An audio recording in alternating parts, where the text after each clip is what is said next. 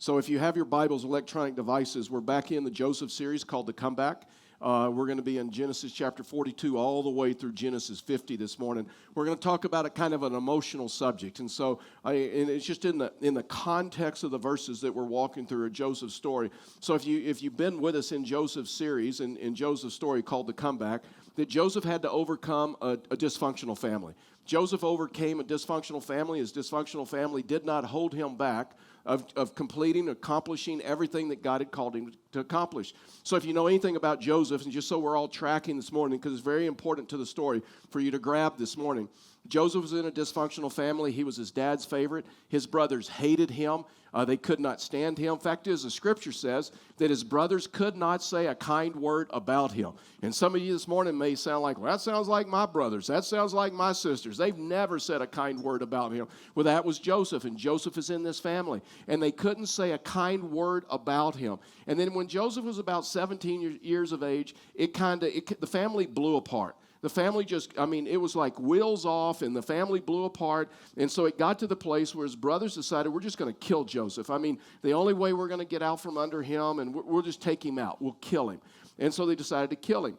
And they threw him in a pit, and they have this conversation, and then all of a sudden some sense came into the boys, and they decided, instead of killing him, we won't kill him, we will sell him into slavery. So they sold him into slavery. They took his coat that they hated because it was Joseph's, it was like the coat that his dad had given him, and they just hated that coat. And so they ripped his coat up. They put goat's blood on it. They went back to Dad. They lied to Dad, and they told Dad that Joseph is dead. As a result of that, Joseph was sold into slavery, and for the next 13 years, he'd be in prison.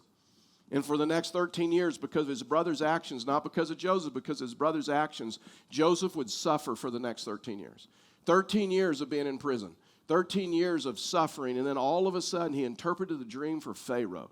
And he told Pharaoh that there's going to be 7 years of blessing, there's going to be 7 years of famine, and what you do in the blessing, what you do in the harvest is going to help you to make it through the famine. That during the harvest, you're going to have to hold back some grain so that you can get through the famine. As a result of that, Joseph gets promoted to like the vice president of Egypt. He's the number 2 most powerful man in Egypt. Really, he's the number 2 most powerful man in the world because Egypt was the most powerful nation. And so Joseph gets out, 7 years of great times of harvest, and Joseph is doing a great job. They enter into the famine. They're about 2 years into the famine. And all of a sudden, Dad, Joseph's brothers, they live in Canaan. And Joseph's dad sends his brothers to Pharaoh and said, ask for grain. And all of a sudden, Joseph comes face to face with his brothers that he hadn't seen in 20 years. The brothers that had abused him, the brothers that had harmed him, the brothers that had lied about him, threatened to kill him. I mean, there was deep hurt, there was deep pain. And so the question is how is Joseph going to handle this face-to-face conversation? How is Joseph going to handle this rematch? And really and truly, that's a question for every one of us, right? The topic of this morning is just this issue of forgiveness. I want to talk to you about this issue of forgiveness because what I find is that's one of the things that I talk about the most in my office is what is biblical forgiveness? How do you forgive? And listen, in the context of this is where deep abuse has happened. This is where deep hurt and deep pain has happened in this context. And all of a sudden, you begin to see these principles of forgiveness. Neil Krause is the one that said this. He's a researcher from the University of Michigan School of Public Health. He found that people who forgive easily tend to enjoy greater psychological well-being, have less depression than those who hold grudges. Dr. Herbert Benson at Harvard Conference recently said, when you don't forgive, it will chew you up. In other words, when you don't forgive, when I don't forgive, it will destroy us from the inside out. It will destroy our joy. It will destroy our health in some cases. It will destroy our peace. In other words, we know it from scientific research. We also know it from biblical research that when you look at it, God never designed us to be unforgiving. God never designed us to carry those things. God designed us to release those things. Fact is, when you look at the teachings of Jesus, you find that one of the attributes, one of the identifiers of a Christ follower is this ability to be able to forgive. Just this ability to walk in forgiveness. Now listen, if you've ever been hurt deeply, if you've been betrayed, abused, if you've ever been hurt deeply, then you know forgiveness is not easy, right? You know forgiveness is a is a process. You know, forgiveness can be difficult. And listen, let me tell you something. We'll walk through this because it's in the story. That a lot of times the reason I believe that Christians have a hard time forgiving is because they believe forgiveness and reconciliation is the same thing. That they confuse the two. That they do not understand that forgiveness is one-sided, reconciliation is two-sided. And you're going to see this in the story. This is the reason that Joseph was able to walk through these processes, these steps. That forgiveness, it takes one person to forgive. Reconciliation simply means this: two people changing, two people owning their stuff, two people owning their sin, two people owning their faults, two people owning their mistakes, two people changing mutually for the better of the marriage, for the better of the relationship, for the better of the organization. And so that's what forgiveness is. Now, Joseph was faithful in forgiving his brothers. Many theologians believe the reason that Joseph spent 13 years in prison is because it took him that long to walk through the process of forgiveness. To where forgiveness, listen, forgiveness is a process. If we understand forgiveness, it is a process. Now, 20 years before this encounter with his brothers, remember, his brothers had never spoken a kind word about him. They tried to kill him. They lied about him. They betrayed him. And now, all of a sudden, they come face to face with Joseph. And so Joseph's brothers come, Genesis chapter 42, they come and they're requesting grain and they bow down before him. Then all of a sudden Joseph, he remembers the dream that God gave him at an early age that one day your brothers are going to bow down before him. And so when Joseph had last seen his brothers when he was 17 years of age. And his brothers were 40. When his brother, he was 17 years of age when he last saw his brothers. And now Joseph is 40 years of age. And so he's changed a lot in those years, right? He's now has a prominent position. He speaks the Egyptian language. He wears the Egyptian dress. He's clean shaven.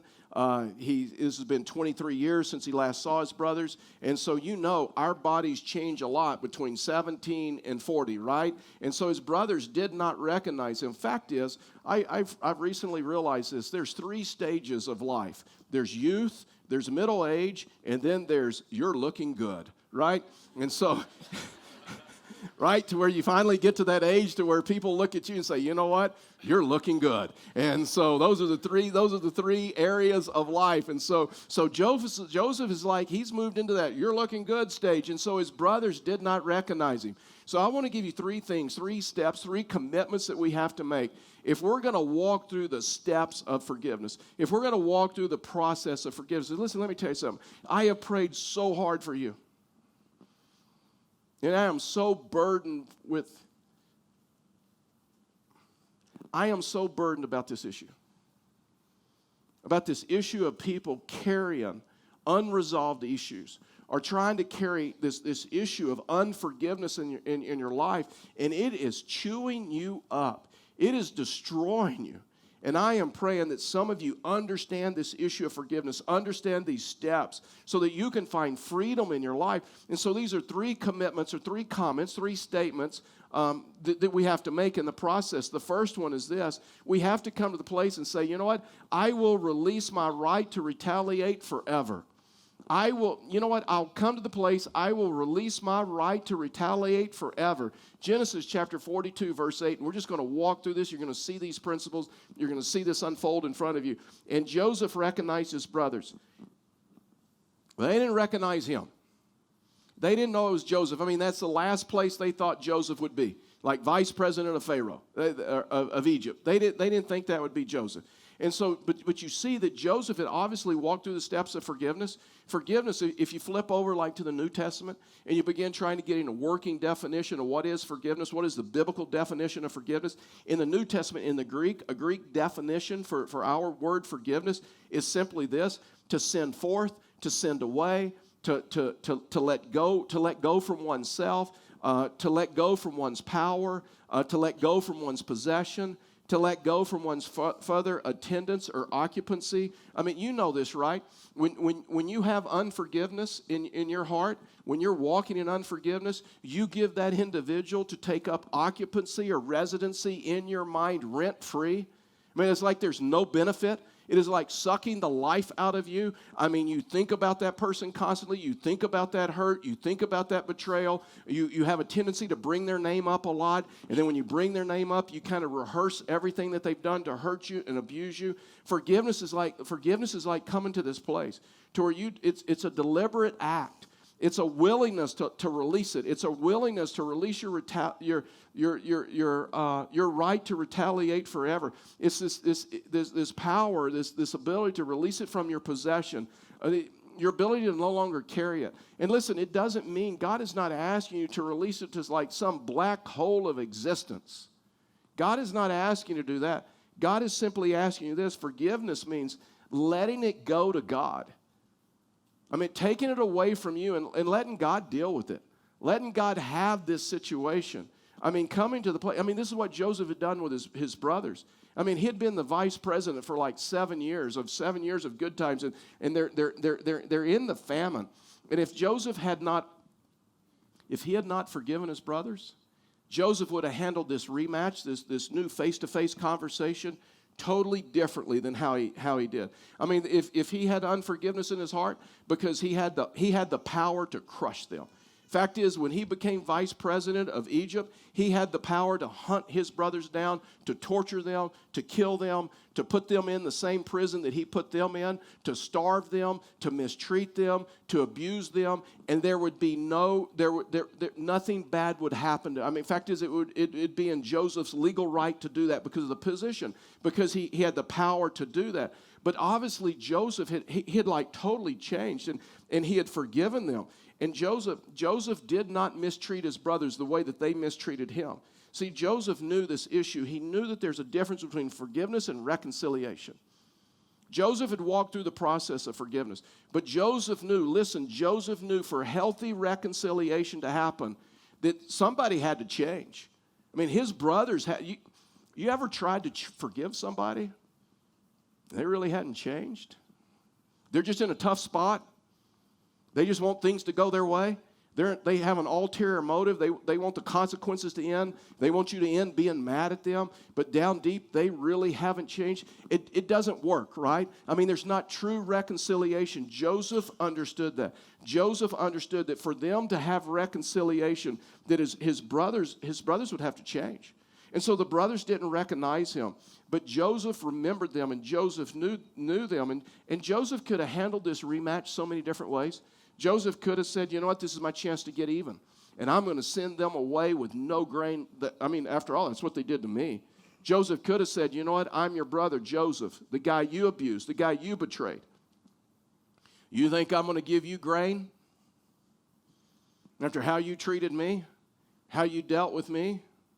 Man, you did not give me any food in the pit. When you were up, when I was in the pit and you were having supper and I was asking for food and I was begging for mercy, you didn't even throw me the table scraps. You gave me like nothing. He could have humiliated them. He had the power to do that. He could have publicly humiliated them. He could have told them, you know what? I'm going to give you some grain. I'm Joseph, and what you did to me was no big deal, and God has blessed me greatly. He didn't do any of that. And when you look at Joseph had walked through the process of forgiveness because you can see it in the way he treated them.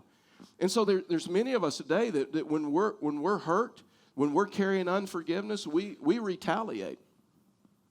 Ways we retaliate today is some ways that we retaliate legally. We kind of settle the score and we retaliate legally to get even. Some of us, some people retaliate financially.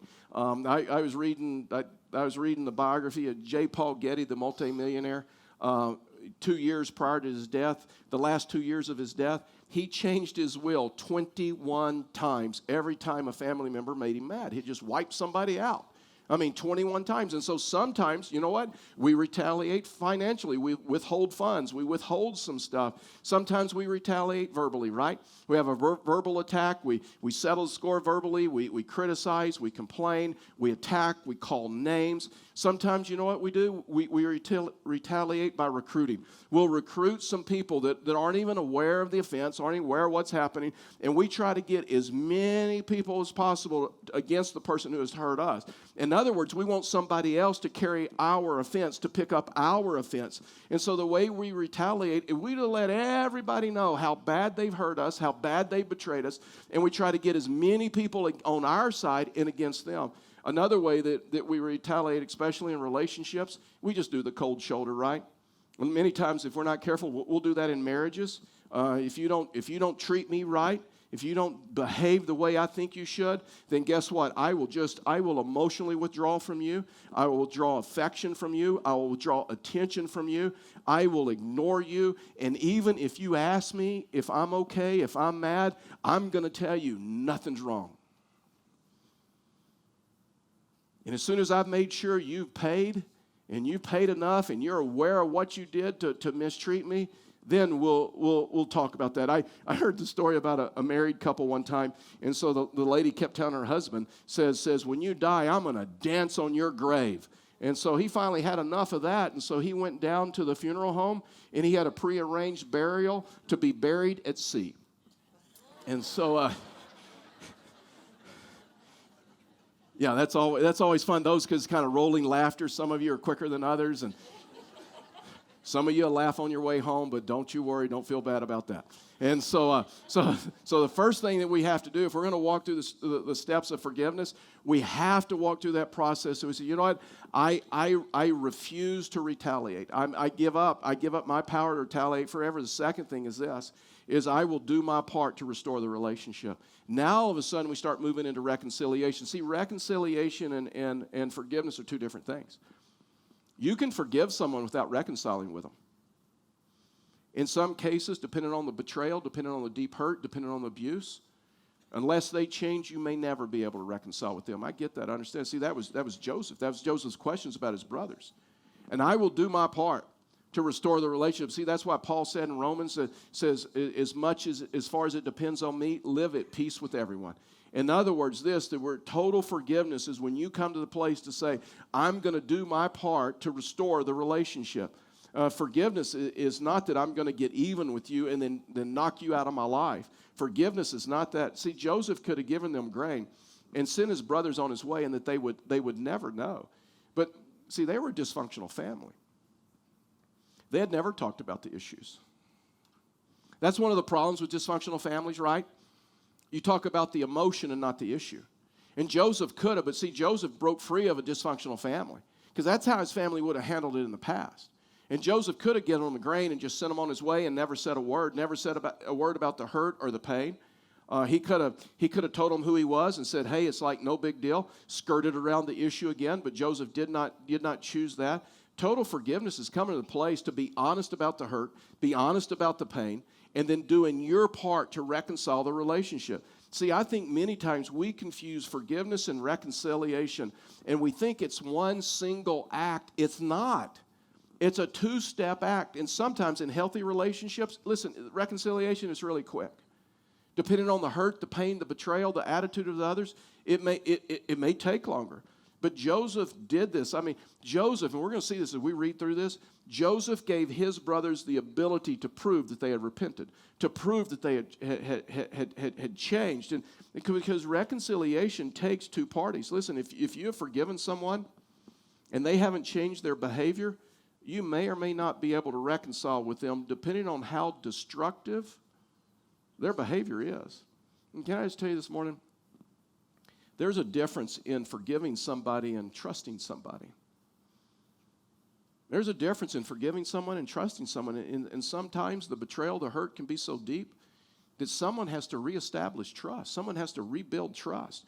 And so Joseph goes to great lengths to give his brothers like a chance to understand if his brothers have like truly changed. And so Joseph starts going through the process of reconciliation to try to restore the relationship. And so Joseph, the rematch, Joseph comes face to face with his brothers, and he doesn't immediately reveal himself to them. I mean, they don't even know. And one of the reasons is he may wanted to get even. I mean, the anger came up. This would be the first time that he saw them face to face since they had betrayed him and hurt him. And so his flesh may have come up, and he may wanted to retaliate against them, or maybe he needed to think through how he was going to respond.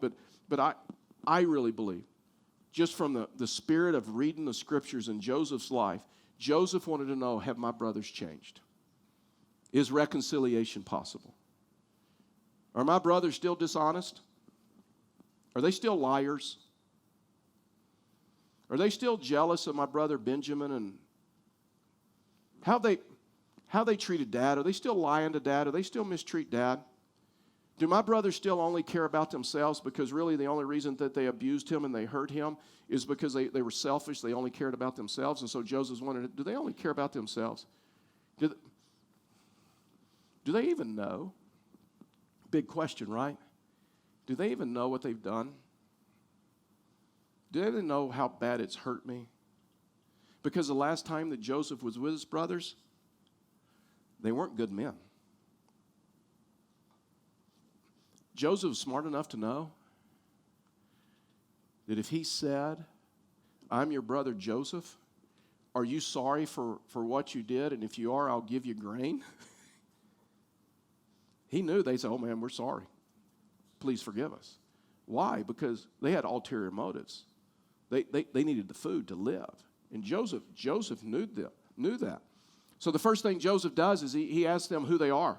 And so watch this, verse 13. And they said, we're your servants, our 12 brothers, the sons of one man in the land of Canaan. And behold, the youngest is this day with our father. That's Benjamin. Benjamin was left back with Dad. And one is no more.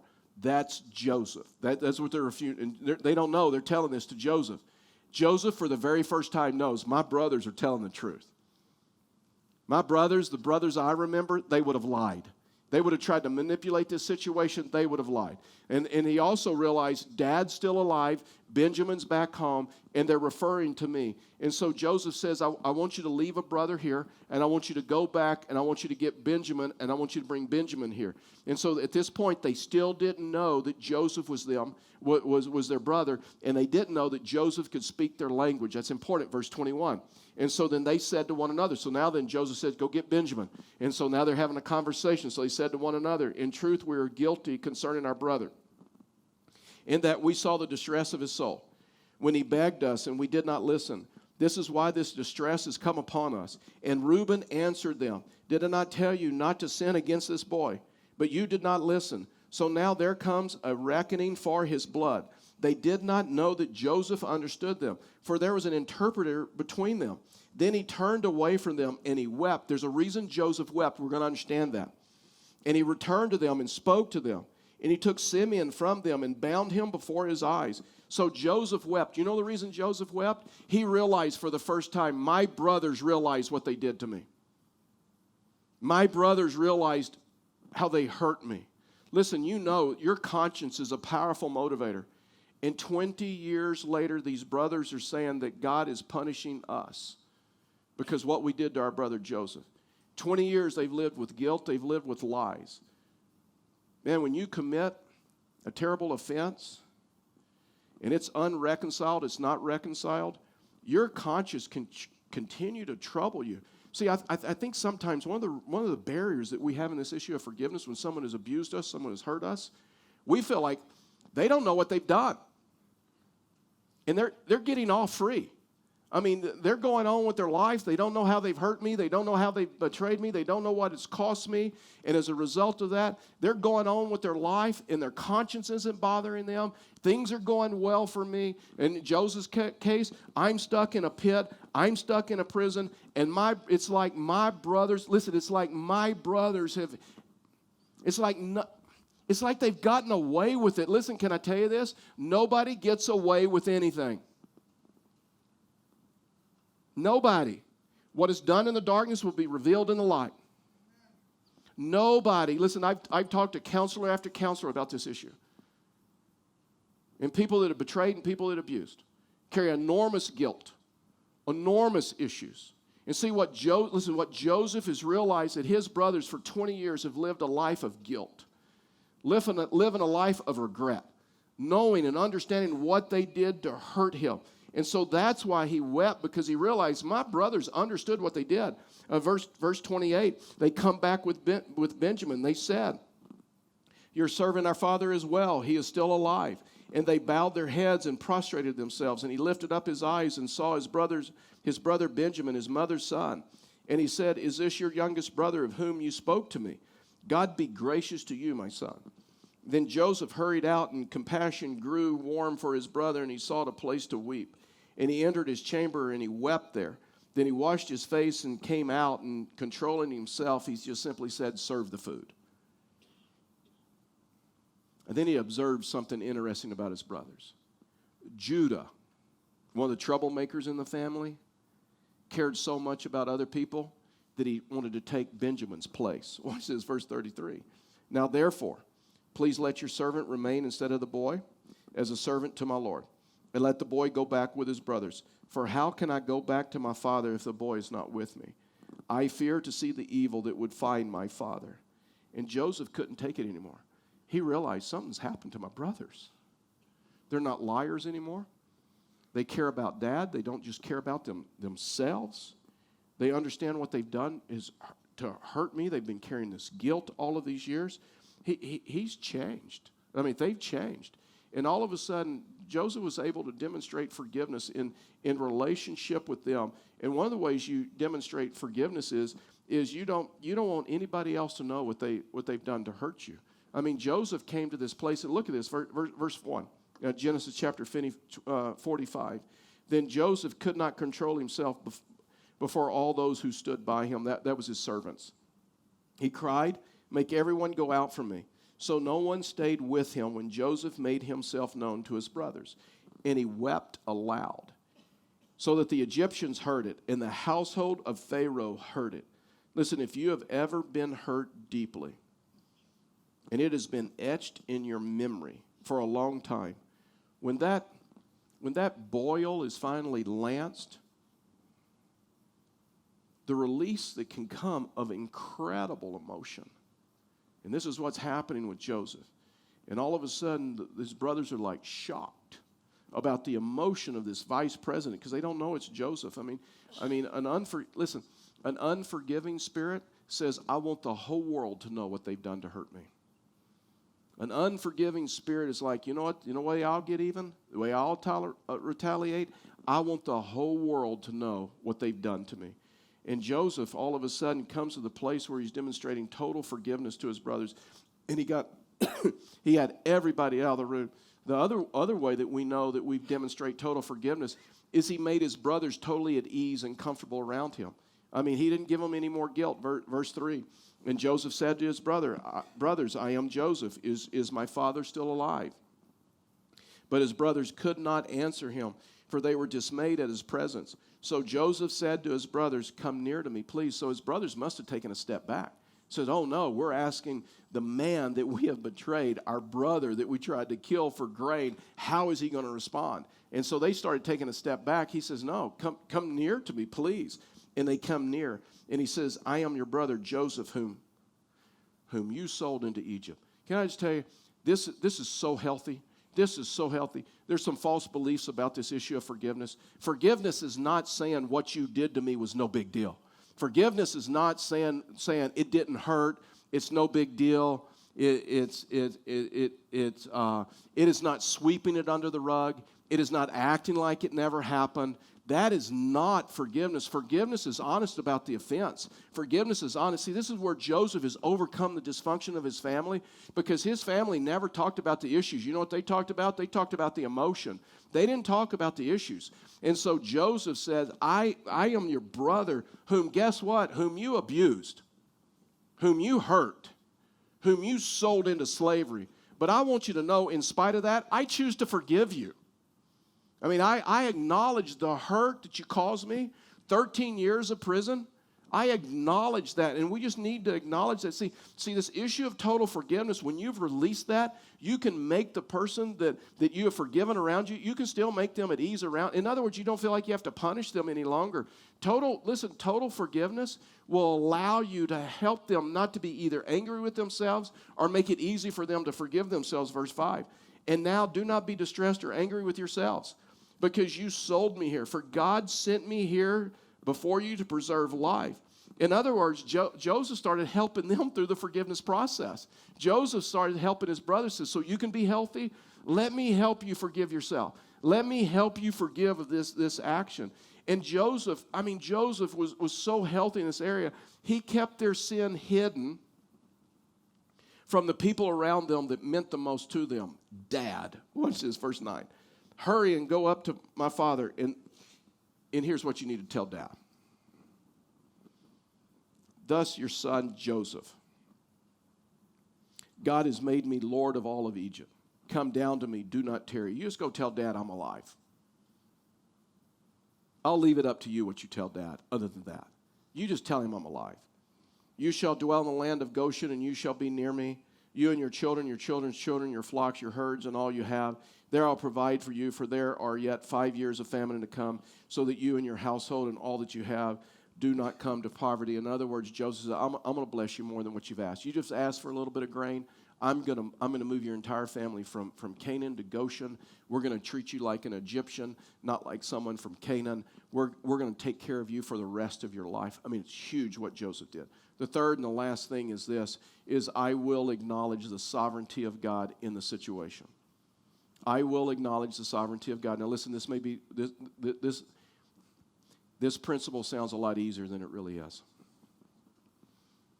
I will acknowledge the sovereignty of God in this situation. In other words, who has power over me is not my abuser, not the person that hurt me.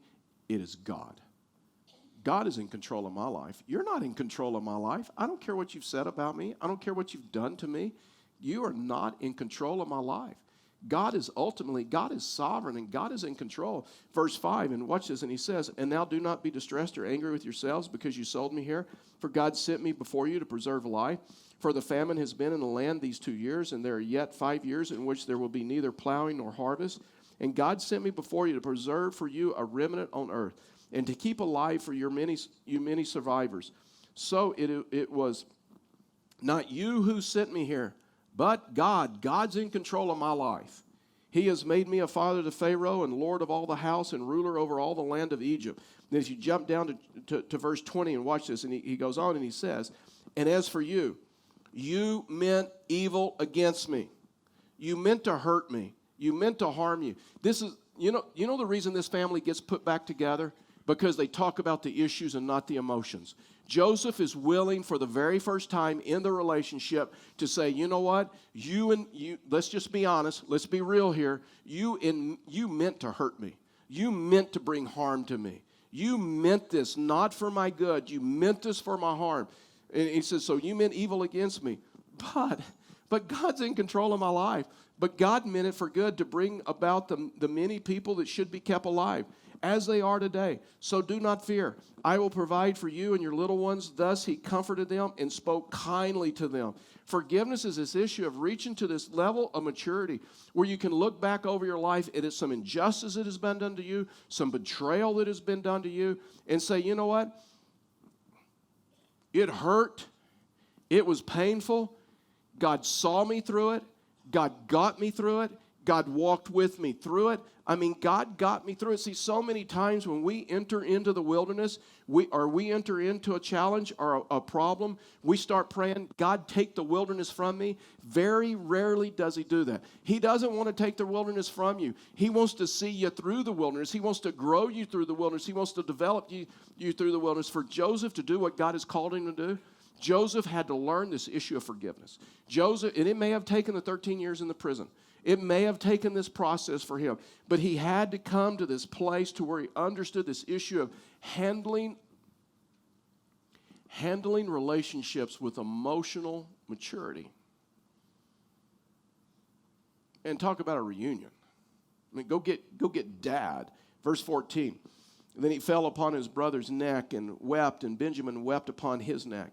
And he kissed all his brothers, and he wept upon them. And after that, his brothers talked with him. I mean, the family's put back together because for the very first time they've talked about the real issues. Without attacks, without getting personal, from emotional health, from spiritual health, of understanding forgiveness, of understanding what it means to reconcile, that two people have to be willing to like change mutually. I mean, I never will forget, and I really hesitate to tell this story, but I'm going to tell it because I think it'll help you understand. There's a number of years ago, that Karen and I loaned some money to an individual. And so for whatever reason, this individual chose not to pay me back. And it was in a time in our life that we really needed them to pay us back. But he made the decision not to pay me back. Now, I had a couple of decisions, right? I could run over to his house and, vandalize his car. But I'm a pastor, so, that never crossed my mind. I'm just trying to put myself in your shoes. I'm totally joking. Now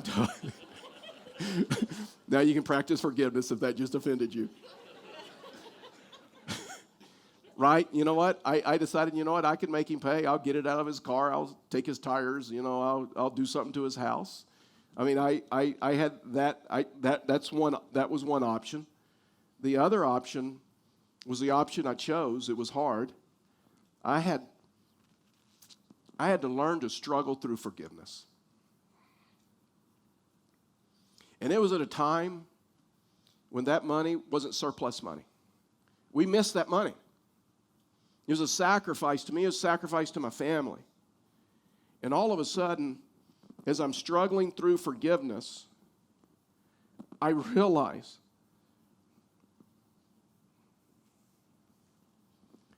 that I could not forgive this person without absorbing the debt. Someone had to absorb the loss.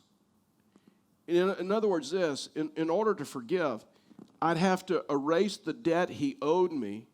In a real sense, I had to be willing to pay the debt myself. Forgiveness. Someone has to pay. Someone has to absorb the loss. Someone has to absorb the stuff. And I tell you, that's what Christ did for us on the cross. When we had a debt that we could not pay, someone had to absorb our sin, absorb the loss. And his name was Jesus Christ, that totally and completely forgave us. And the same forgiveness that we received from him, we should be willing to forgive others. Reconciliation takes two people to change mutually. Would you bow your heads with me and close your eyes?